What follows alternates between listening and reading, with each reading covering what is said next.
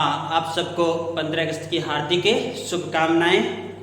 अरे खेलना है तो अपनी पुस्तकों से खेलो, खेलना है तो अपनी पुस्तकों से खेलो। अगर आपको देखना ही है तो अपने भविष्य को देखो। अगर आपको देखना ही है तो अपने भविष्य को देखो। आपकी आदत सुनने की है, आपकी आदत सुनने की है तो अपने माँ बाप की उस शीर्षक को सुनो, अपने माँ बाप की उस शीर्षक को सुनो जो आपके सामने कभी भी प्रकट नहीं होने वाली है। आपको स्वयं और अपनों से प्रेम है तो सफलता प्राप्त करने के लिए इस 75वें स्वतंत्रता दिवस पर दृढ़ संकल्प लेकर अपने उज्जवल भविष्य की उड़ानें भरें, यानी अपने उज्जवल भविष्य की उड़ान भरे। इस 15 अगस्त पर आप एक ऐसा दृढ़ संकल्प लीजिए। आपने सुना ही होगा रामधारी सिंह दिनकर जी का नाम। रामधारी सिंह दिनकर जी कहते हैं, जब फसल सूख कर जल के बिना, जब फसल सूख कर जल के बिना तिनका तिनका बन गिर जाए, जब फसल सूख कर जल के बिना तिनका तिनका बन कर गिर जाए, फिर होने वाली वर्षा का, फिर होने वाली वर्षा का रह जाता कोई अर्थ नहीं। अगर आप इन पंक्तियों को ध्यान में रख करके इस 15 अगस्त को दृढ़ संकल्पित हो जाओगे और अपने भविष्य के प्रति ध्यान देने लग जाओगे तो आपका भी एक दिन इतिहास बनेगा, वो भी स्वर्ण अक्षरों में लिखा जाने वाला। ऐसा तो सदैव इन रामधारी सिंह जी के पंक्तियों को याद करके पढ़ाई में अपना मन लगा करके अपने माँ बाप की, अपने परिवारजनों की, जिन लोगों का आप पर भरोसा है, उन सब की अपेक्षा को पूरा करने के लिए इसी 75वें स्वतंत्रता दिवस से आप दृढ़ संकल्पित होकर के अध्ययन की ओर अग्रसर हो जाइए, क्योंकि वो तो सुना ये कोशिश करने वालों की कभी हार नहीं होती। तो आज हम पढ़ने वाले एक बहुत ही संस्कृत का विशेष टॉपिक जिसका नाम है कारक और अनुवाद। ये कारक और अनुवाद सभी प्रतियोगी परीक्षाओं में पूछा जाता है। कक्षा 6 से लेकर के 12 तक की संस्कृत विद्यार्थियों को पूछा जाता है, कॉलेज स्तर वाले विद्यार्थियों को पूछा जाता है और विशेष महत्वपूर्ण नंबरों का ये हमारा टॉपिक है। तो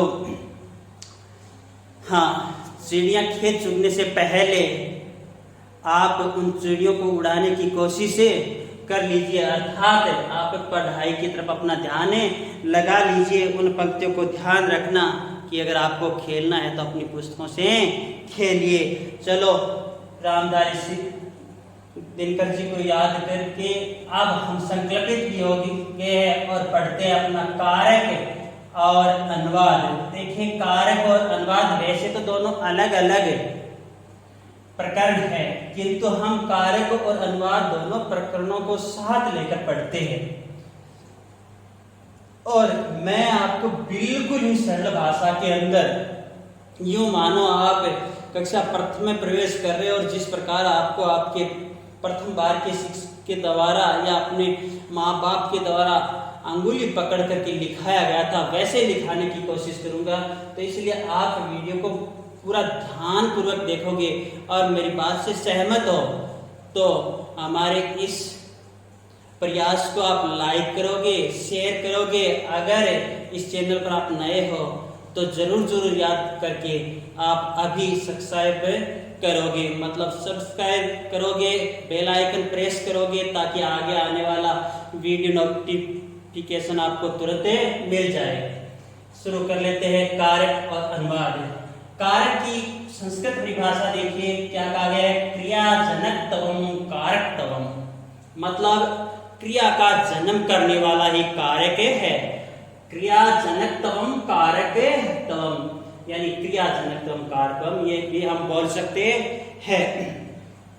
हिंदी में हम देखते प्राय करके देखिए, क्रिया को जो करता है, क्रिया को जो करता है, अथवा क्रिया के साथ सीधा, अथवा क्रिया के साथ सीधा या फिर परंपरा से, जिसको हम हमारी टूटी फूटी भाषा के अंदर परस्पर बोल देते हैं, वही परंपरा से संबंध होता है, वह कारक कहा जाता है। तो बिल्कुल सिंपल है, कारक क्या है, यानी कारक का क्रिया के साथ एक समन्वय होता है, कारक का क्रिया के साथ संबंध होता है, प्रत्यक्ष और अप्रत्यक्ष रूप से, प्रत्यक्ष और अप्रत्यक्ष दोनों रूप से होगा, वही हमारा कारक होगा। अब बात आती है कि संस्कृत भाषा में कारकों की संख्या कितनी है।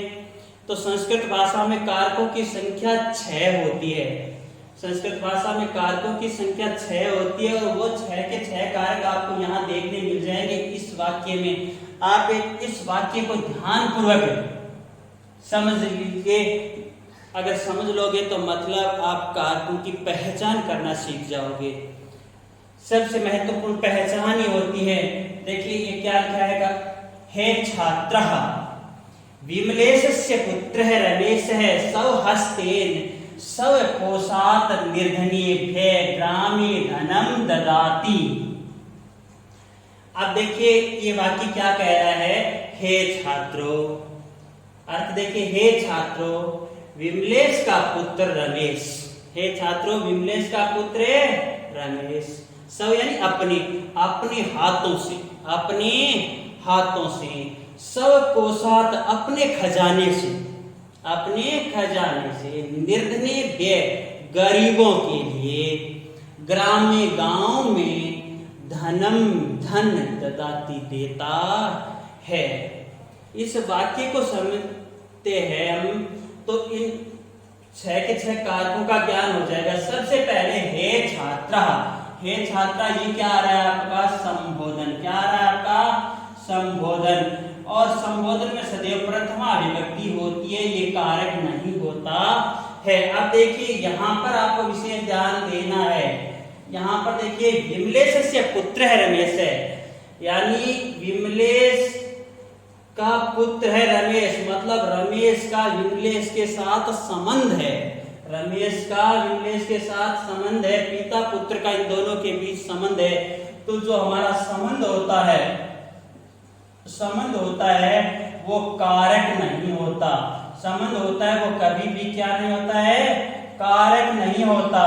इनको हम का, के, की हिंदी के प्रसर्गों से जानते हैं। संबंध में जब भी अर्थ निकालते तो रमेश का, के ऐसा अर्थ निकल जाता है। षष्ठी विभक्ति होती है संबंध में सदैव, कौन सी विभक्ति होती है, षष्ठी विभक्ति होती है संबंध में। संबंध में कौन सी विभक्ति होती है, षष्ठी होती है, क्योंकि कारक तो हमारे 6 है, कारक तो हमारे 6 है, जबकि विभक्तियां कितनी होती है, विभक्तियों की संख्या हमारे संस्कृत में होती है 7। कितनी होती है, 7। तो भाई एक ऐसी कौन सी विभक्ति है जिसमें कारक नहीं होता, ऐसा प्रश्न पूछा जाता है तो उसका तुरंत जवाब होता है कि जी श्रीमान, जो षष्ठी विभक्ति होती है उसके अंदर कतई कारक नहीं होता। तो पूछ लिया जाए तो क्या होगा भाई, उसके अंदर संबंध होता है। और हिंदी कौन से प्रसर्गों का उपयोग किया जाता है, का, के, की का होता है। अब देखिए यहाँ पर रमेश, ये तो संबंध हो गया इतना। तो ये जो रमेश है, रमेश क्या है, स्वहस्तेन क्या है, ये एक छोटी सी ये टेबल है, देखते हैं। कर्ता कारक, कर्ता कारक के लिए आप कैसे प्रश्न कीजिए, कर्ता कारक से कैसे प्रश्न कीजिए। ये कै का प्रश्न आप किसके साथ करोगे, कै का प्रश्न है वो आप किसके साथ करोगे, किसके साथ करोगे, क्रिया के साथ। किसके साथ करोगे, क्रिया के साथ। मतलब कै यानी कौन, कौन दे रहा है, ददाती कौन दे रहा है, कौन क्या कार्य कर रहा है। तो क्रिया के साथ कै का जब प्रश्न उठता है उसके उत्तर स्वरूप जो चीज आती है वो सदैव क्या होता है, कर्ता होता है। उसके उत्तर स्वरूप जो उत्तर आपको मिलने वाला है वो क्या हो जाएगा, हमारा कर्ता कारक हो जाएगा। तो यहाँ पर कौन दे रहा है भाई, रमेश दे रहा है। कौन दे रहा है, रमेश दे रहा है। तो रमेश क्या हो गया, हमारा कर्ता हो गया। रमेश क्या हो गया, हमारा कर्ता हो गया। और कर्ता के अंदर सदैव कौन सी विभक्ति लगती है, प्रथमा विभक्ति लगती है। अगर कर्ता एक है तो एक वचन, कर्ता दो है तो द्विवचन, और दो से अधिक है तो बहुवचन का प्रयोग होता है। आगे कर्म कारक देखिए, कर्म के अंदर प्रश्न करना है आपको किम से। अब ये किम का प्रश्न आप किसके साथ करोगे भाई, किम का प्रश्न किसके साथ करोगे, उसी क्रिया के साथ है आपको करना है किम, यानी क्या दे रहा है। किम यानी क्या, क्या दे रहा है। तो अब क्या का प्रश्न का जो जवाब आपको मिल रहा है वो जवाब मिल रहा है आपको धन। क्या दे रहा है रमेश, धन दे रहा है। सदैव क्रम जानने के लिए हम किम का प्रश्न करेंगे तो क्या दे रहा है, धन दे रहा है। धन क्या हो गया, हमारा कर्म कारक हो गया। धन क्या हो गया, कर्म कारक हो गया। और कर्म में सदैव कौन सी विभक्ति होती है, द्वितीया विभक्ति होती है। अब यहाँ पर एक बहुत ही विशेष बात आती है। आप कहोगे सर आपने वाच्य परिवर्तन पढ़ाया, उस वक्त आपने हमें कर्ता के अंदर प्रथमा भी बताई थी और कर्ता के अंदर आपने तृतीया भी बताई थी। तो सुनो विद्यार्थियों, कर्ता होता है दो प्रकार का, एक तो उक्त कर्ता और दूसरा होता है अनुक्त कर्ता। उक्त कर्ता और अनुक्त कर्ता कह सकते हैं, प्रधान कर्ता और अप्रधान कर्ता हम कह सकते हैं। तो देखिए उक्त कर्ता जो होता है उसमें प्रथमा विभक्ति होगी, जबकि अनुक्त कर्ता होगा वहां सदैव तृतीया विभक्ति होगी। वाच्य परिवर्तन करते हैं हम, तो हम कर्तृवाच्य को जब भी भाववाच्य या कर्मवाच्य में परिवर्तन करेंगे वहां पर कर्ता सदैव कौन सी विभक्ति में रहता है, तृतीया विभक्ति में रहता है। और इसी प्रकार कर्म के अंदर कर्म भी उक्त और अनुक्त दो प्रकार का हो गया। कर्म भी उक्त और अनुक्त दो प्रकार का हो गया है। तो जो उक्त होगा उसमें तो प्रथमा विभक्ति आ जाएगी और उक्त होगा उसमें द्वितीया, अनुक्त हो जाएगा उसके अंदर हमारी प्रथमा विभक्ति हो जाएगी यानी प्रधान, उसके अंदर हमारी कौन सी विभक्ति हो जाएगी, प्रथमा हो जाएगी। यही है। अब बात आती है हमारी कर्ण कारक की। कर्ण कारक के लिए आपको प्रश्न करना है केन, यानी किस से या किसके द्वारा। जो सहायक होता है, सहयोगी होता है, वही कर्ण होता है।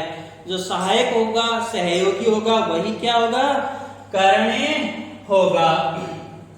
तो किम यानी किसके द्वारा। अब रमेश धन दे रहा है और किसके द्वारा दे रहा है भाई, अपने हाथों के द्वारा, अपने हाथों से। किसके द्वारा दे रहा है, अपने हाथों से। तो ये हाथ क्या हो गया, कर्ण कारक हो गया। और कर्ण में सदैव हम कौन सी विभक्ति करते हैं, तृतीया विभक्ति करते हैं। अब अपन आगे चलते हैं भाई संप्रदान कारक। किसमें चल रहे हैं हमें, संप्रदान कारक। तो संप्रदान कारक में क्या होने वाला है, संप्रदान कारक में आप देखिए, संप्रदान कारक के अंदर जो लेने वाला होता है वो संप्रदान कारक का मालिक होगा। और यहाँ पर प्रश्न हम जो करने वाले हैं वो प्रश्न क्या करने वाले, के भे यानी के लिए। अब रमेश है अपने हाथों से धन किसके लिए दे रहा है भाई, धन किसके लिए दे रहा है, ये प्रश्न हम कैसे करते हैं। तो धन किसके लिए दिया जा रहा है, गरीबों के लिए दिया जा रहा है। तो यहाँ पर निर्धने व्यय ये हो गया संप्रदान। कौन सा कारक हो गया यहाँ पर, संप्रदान कारक हो गया। और इस संप्रदान कारक के अंदर सदैव कौन सी विभक्ति होती है, चतुर्थी विभक्ति होती है। कौन सी विभक्ति होती है इसमें, चतुर्थी विभक्ति होती है। अब आगे हम देखते हैं, आगे देखते हैं तो हमारा पांचवा कारक आ जाता है अपादान कारक। कौन सा आ गया हमारा, अपादान कारक है। इसके लिए हम क्रिया से अकस्मात का प्रश्न करेंगे। अब देखिए अकस्मात का हम जैसे ही प्रश्न करते हैं, कहां से, अकस्मात ये अलग होने को दर्शाता है। तो ये जो धन है वो कहां से अलग हो रहा है भाई? कोषात खजाने से। कहां से हो रहा है? खजाने से। तो ये खजाना क्या हो गया? अपादान हो गया। खजाना क्या हो गया भाई? अपादान हो गया। और अपादान कारक में सदैव हम कौन सी विभक्ति करते हैं? पंचमी विभक्ति करते हैं। अपादान में कौन सी करते हैं सदैव? पंचमी विभक्ति करते हैं। अब आगे हमारी विभक्ति रहती है षष्ठी। तो षष्ठी विभक्ति में कौन सा कारक होगा? अच्छा, कोई भी कारक नहीं होगा, क्योंकि षष्ठी विभक्ति में होता है संबंध। शाबाश। और संबंध में षष्ठी विभक्ति होती है। ठीक है। सप्तमी विभक्ति के अंदर अधिकरण कारक आता है। सातवां हमारा आता है अधिकरण कारक, जिसमें प्रश्न उठता है कुत्र का। कहां? अब ये कार्य कहां पर किया जा रहा है? धन कहां पर दिया जा रहा है? गांव में दिया जा रहा है। आधार, जो क्रिया का आधार है वही अधिकरण है। तो ये क्या हो गया हमारा? अधिकरण। क्या हो गया? अधिकरण। और अधिकरण में आप कौन सी विभक्ति करोगे भाई? सप्तमी विभक्ति करोगे। अधिकरण में सप्तमी विभक्ति करोगे। अब यहाँ पर पुत्र की बात आई है। प्रश्नवाचक हमने पढ़े थे, प्रश्न बनाने, प्रश्न निर्माण, वहां पर पुत्र की बात हुई थी। मैंने कहा था केवल क्रम में आपको प्रश्न बनाना होता है तो भी आप पुत्र का प्रयोग करोगे। कर्ता के अंदर अगर आपको प्रश्न बनाना है तो आप विभक्ति का प्रयोग ही करोगे, किम का प्रयोग ही करोगे। ठीक है, वो भी पुनः ध्यान रखना। प्रश्न निर्माण वाला वीडियो अगर समझ में नहीं आया तो एक बार पुनः उसको पढ़ लेना, समझ लेना, अच्छी तरह से आ जाएगा। अब देखिए, एक वाक्य हमने बनाया।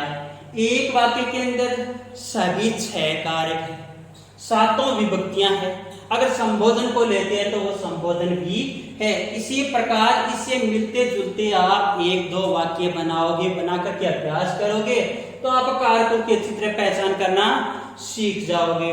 अब मैंने कहा था आपको मैं बिल्कुल धीरे धीरे समझाऊंगा, क्योंकि मुझे कारक और अनुवाद आपको 100 में से 100% करवानी है, सिखानी ही है। तो एक दा धातु, ये दा धातु बहुत ही महत्वपूर्ण है। दा धातु यानी दीना। दा धातु एक ऐसी धातु है जिसके दोनों पदों में रूप चलते हैं, प्रश्नमयी पद और आत्मनेयी पद। दा धातु के रूप है वो दोनों पदों में चलते हैं, प्रश्नमयी पद और आत्मनेयी पद। अब आप कहोगे कि सर क्या पागल हो गए हो, आप पढ़ा कारक रहे हो और ले आए धातु रूप। तो जी हाँ, धातु रूपों से ही हम कुछ सीखने वाले हैं।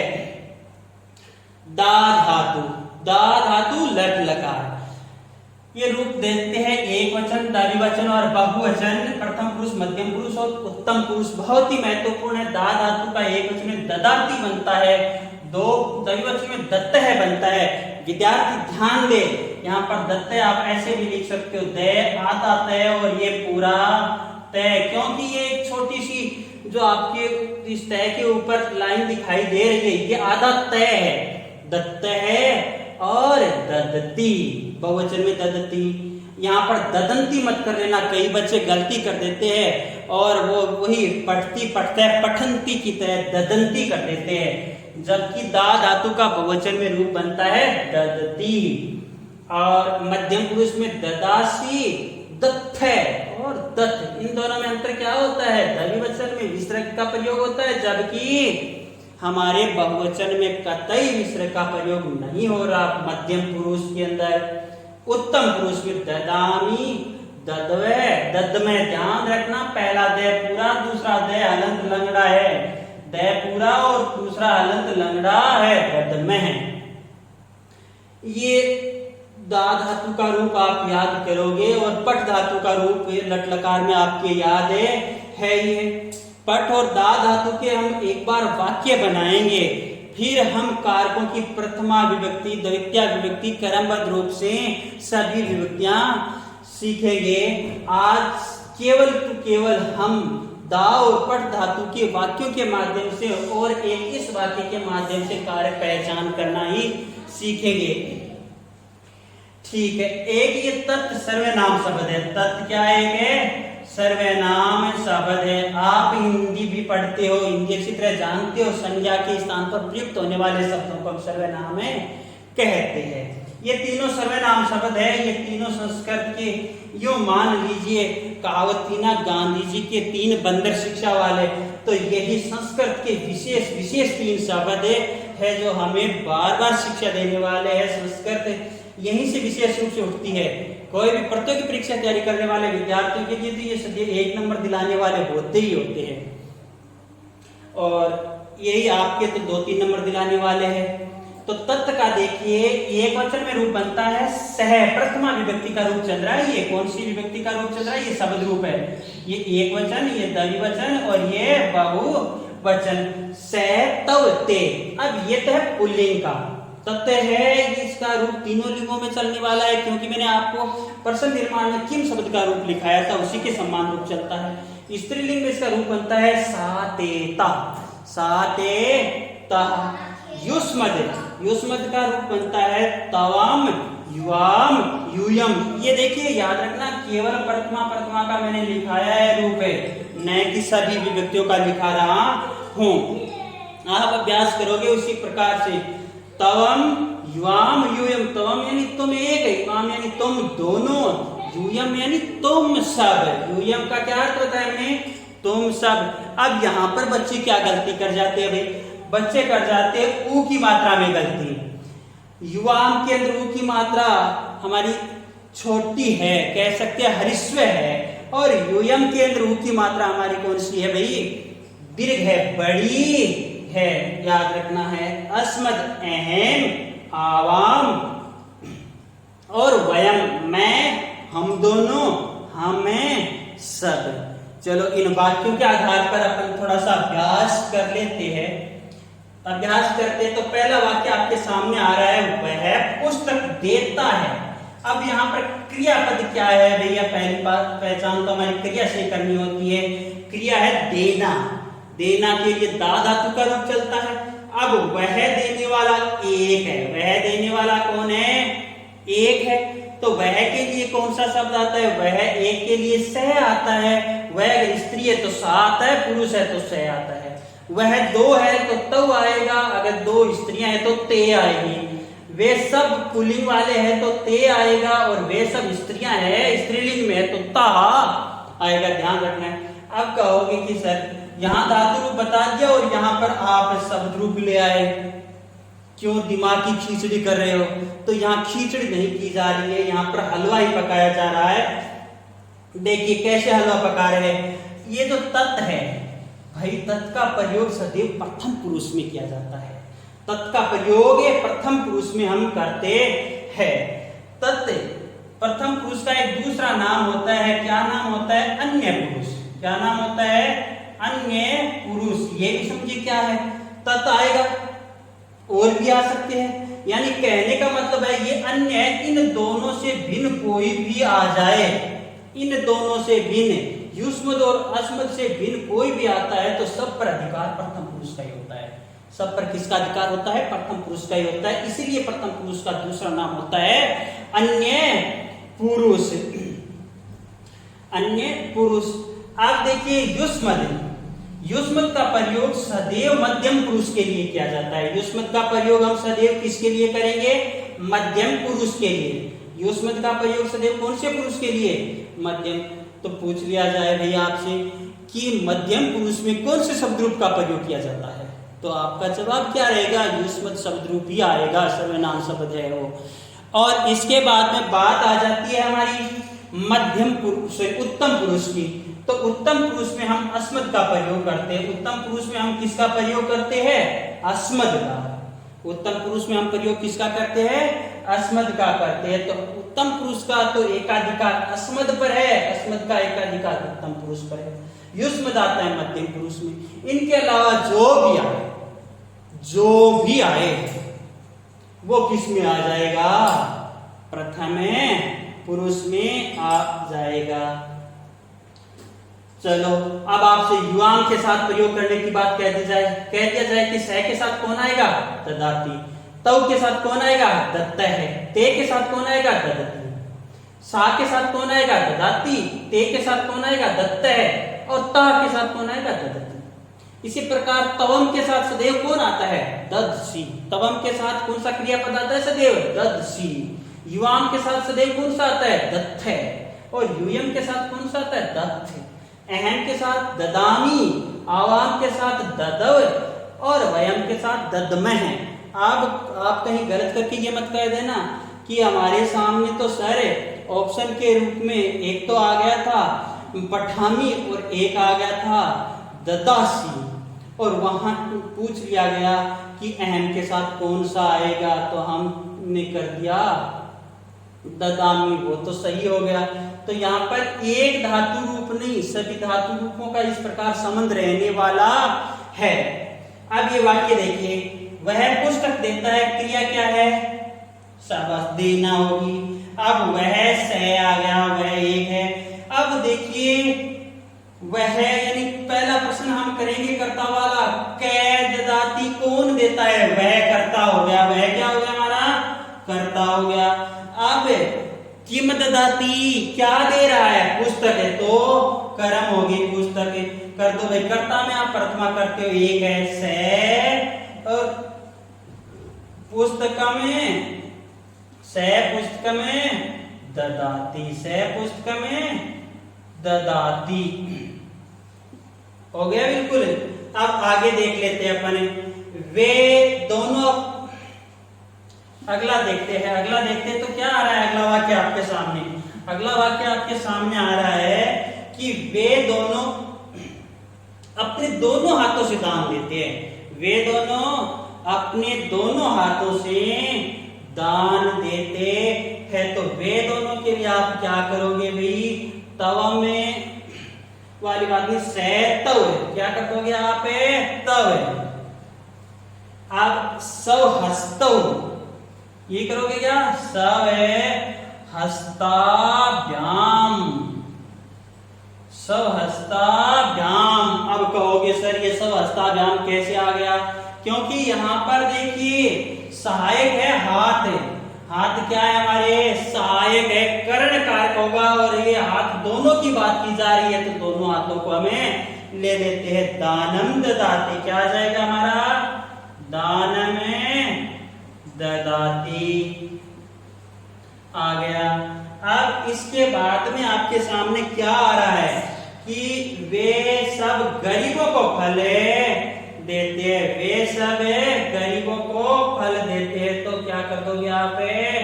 ते और निर्धने भे, निर्धने भे, गरीब बहुत सारे है ना, फल में ददाती, फल में ददाती। देखिए अब लेने वाला कौन है? यहाँ पर संप्रदान हो गया, लेने वाला कौन है?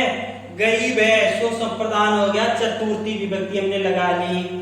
अब तुम धन देते हो, तुम्हें धन देते हो, तो आपने यहाँ पर क्या किया था?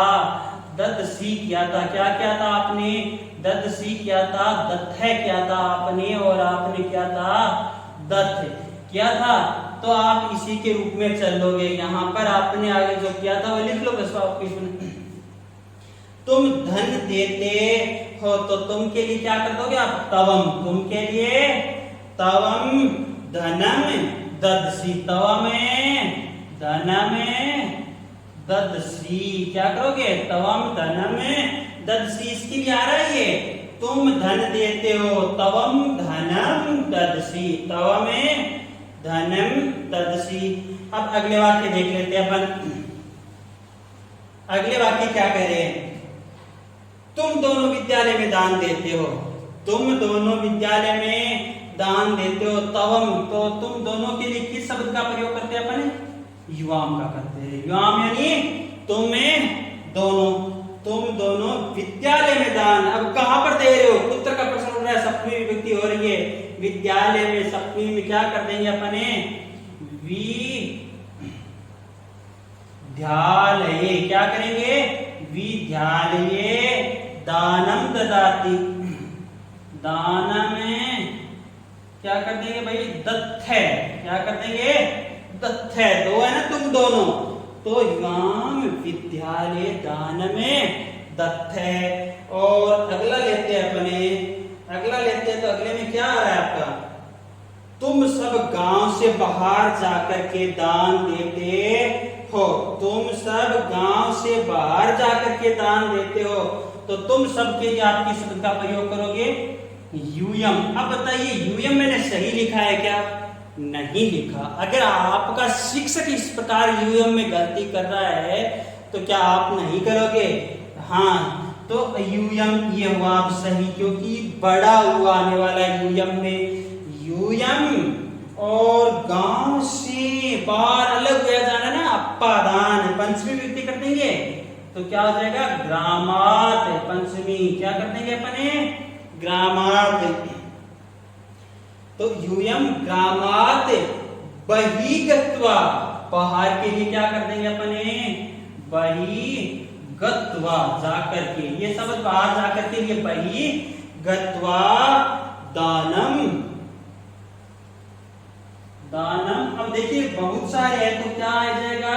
यह आ जाएगा हमारा दत्त। क्या विसर्ग लगाते हैं? नहीं, बहुवचन है, बहुवचन के लिए दत्त आ गया। अब देखिए मैं बालक को ज्ञान देता हूं, मैं बालक को ज्ञान देता हूं, तो मैं के लिए किस शब्द का प्रयोग करेंगे? हमें अहम का। किसका करेंगे? अहम का करेंगे, अहम। अब बालक के लिए क्या कर लेंगे भाई? अपने बालक को ज्ञान दिया जा रहा है, बालक ज्ञान देने वाला है ना, बालके, तो बालकाय, बालकाय ज्ञान में ददामी, अहम बालकाय ज्ञान में ददामी, अहम बाल। अब जो आपने सदैव पठ धातु का रूप पढ़ा है, पठ यानी पढ़ना, पठ यानी पढ़ना। लट लकार में संस्कृत भाषा में लकार कितने होते हैं? 10 होते हैं। 10 में से पहला जो लकार हमारा आता है लट लकार, जो वर्तमान काल में प्रयोग में किया जाता है, वर्तमान काल में प्रयोग में लिया जाता है। तो लट लकार के अंदर है पठ धातु का रूप, आप एक वचन है, द्विवचन है, और ये क्या है? बहुवचन। एक वचन, द्विवचन, बहुवचन। जो आपने धातु वाले लिखे थे वही लिखने हैं। अन्य पुरुष का हो या प्रथम पुरुष का हो, मध्यम पुरुष और उत्तम पुरुष। पढ़ती, पढ़ते, पठंती, पढ़सी, पढ़ते, पठत, पठामी, पठावे, पठामी। अब यहाँ पर एक विशेष बात आती है। मैंने कहा था कि तत् आ जाए या फिर अन्य, तो तब हम किस पुरुष का प्रयोग करने वाले हैं? किसका? प्रथम पुरुष का प्रयोग करने वाले। और अगर आपके सामने युष्मद आता है तो हम किसका करने वाले हैं भाई? मध्यम का करने वाले हैं। और आपके सामने अगर अस्मद का रूप आता है, अस्मद शब्द रूप का, तो हम किसका करने वाले हैं? उत्तम पुरुष का करने वाले हैं प्रयोग। अब ये बहुत ही महत्वपूर्ण बातें रहती है, क्योंकि आपके ऐसे भी संशोधन पूछा जाता है, अनुवाद पूछे जाते हैं, कारक पूछे जाते हैं। इन सब के लिए अगर एक क्लास ये ध्यान से आपने पढ़ ली तो मानो आपने वो तो सही कर ही दी। अब एक बार सरल से वाक्य बना करके देख लेते हैं कारक के। जैसे देखिए आपके सामने मैंने दे दिया वाक्य, वह पाठ पढ़ता है। आपको कह दिया जाए कि संस्कृत बनाइए भाई, तो वह क्या है? से। वह क्या है? से। अब पढ़ना क्या है? क्रिया है। से कौन से पुरुष में आएगा? से आने वाला है प्रथम पुरुष में। से एक है या बहुत सारे? से एक है, मतलब हम पढ़ती ले लेंगे। पाठ हमारा कर्म है तो क्या कर देंगे? पाठ में और पढ़ती। वह पाठ है, पढ़ता है। अब बात कर दी कि वे दोनों पाठ पढ़ते हैं, वे दोनों पाठ पढ़ते हैं, तो क्या कर देंगे? अब बात की थी से तव, बात क्या की थी? तव, तव पाठ में पढ़ती, तव यानी वे दोनों। अब बात कर लेते हैं कि वे सब, क्या कर दिया हमने? वे सब पाठ पढ़ते हैं, वे सब पाठ पढ़ते हैं, तो से तव ते, क्या कर दिया हमने? ते